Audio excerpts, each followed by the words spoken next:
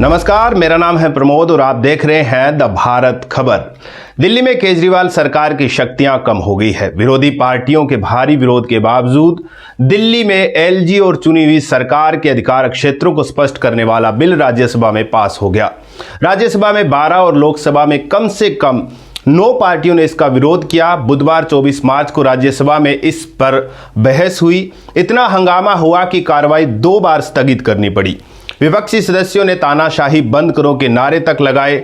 आखिर में विपक्षी दलों ने कार्रवाई का बहिष्कार कर दिया। इसके बाद बिल को पास घोषित कर दिया गया। अब राष्ट्रपति के हस्ताक्षर से ये कानून बन जाएगा।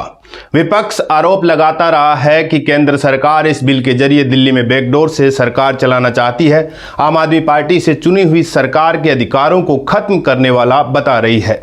पार्टी ने इसे काला कानून करार दिया है। राज्यसभा में बिल पर बहस के दौरान आम आदमी पार्टी के सांसद संजय सिंह ने इस बिल को संविधान का चीरहरण बताया। उन्होंने कहा, भरी सभा में कभी द्रौपदी का चीरहरण हुआ था, आज इस सभा में संविधान का चीरहरण हो रहा है। आखिर दिल्ली का गुनाह क्या है जो इस तरह का कदम उठाया जा रहा है? बीजेपी 1998 के बाद से दिल्ली के हर चुनाव से पहले उसे पूर्ण राज्य बनाने का वादा करती थी, लेकिन अब इस तरह का बिल ला रहे हैं। यह बिल संविधान और लोकतंत्र के खिलाफ है। इसे वापस लिया जाना चाहिए। राज्यसभा में बहस के दौरान विपक्षी दल साथ नजर आए। कांग्रेस पार्टी की तरफ से नेता विपक्ष मल्लिकार्जुन खड़गे ने कहा कि इस विधेयक के जरिए केंद्र सरकार चुने हुए प्रतिनिधियों के अधिकारों को छीनकर एलजी यानी उपराज्यपाल को देना चाहती है। मोदी एलजी को ही सरकार बनाना चाहते हैं। खड़गे ने सवाल किया कि अगर ऐसा है तो चुने हुए प्रतिनिधियों की आवश्यकता ही क्या है? टीएमसी की तरफ से डरेन ओब्रायन ने केंद्र सरकार पर संविधान की धज्जियां उड़ाने का आरोप लगाया।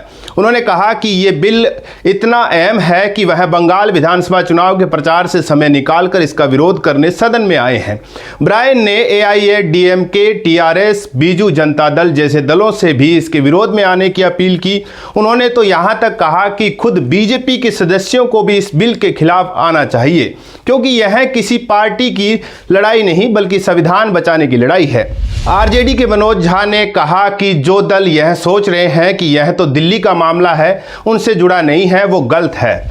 कल उनका भी नंबर आएगा। समाजवादी पार्टी के वीपी निषाद, अकाली दल के नरेश गुजरात और राज्यसभा की प्रियंका चतुर्वेदी ने भी बिल को दिल्ली की चुनी हुई सरकार की शक्तियों को कम करने वाला बताया। बिल पर विरोध जताने के बाद कांग्रेस और बीजेडी ने विरोध स्वरूप वॉकआउट किया। जैसे ही वोटिंग शुरू हुई, कांग्रेस के सांसद बाहर निकल गए।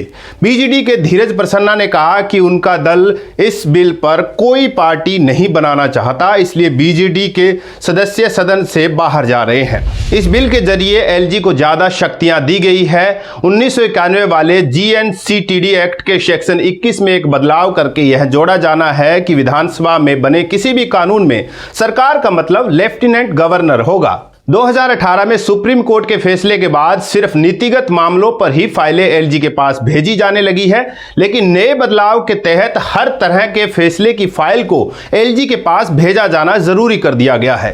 बिल में विधानसभा के रोजमर्रा की चीजों पर कमेटी बनाने के अधिकारों को खत्म करने की बात कही गई है।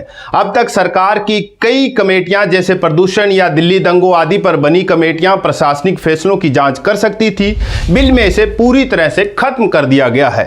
अब दिल्ली विधानसभा में कमेटियां दिल्ली में प्रशासन के रोजमर्रा के कामकाजों और प्रशासनिक फैसलों की जांच नहीं कर सकेगी। अगर बिल को मंजूरी मिली तो यह प्रावधान पहले से चल रही कमेटियों पर भी लागू होगा। आपके लिए यह जानकारी जुटाई थी हमारे साथी प्रवेश ने। बाकी की तमाम खबरों के लिए आप हमारे चैनल को सब्सक्राइब कर लीजिए। अगर आपको यह वीडियो पसंद आया है तो लाइक कीजिए, शेयर कीजिए। शुक्रिया।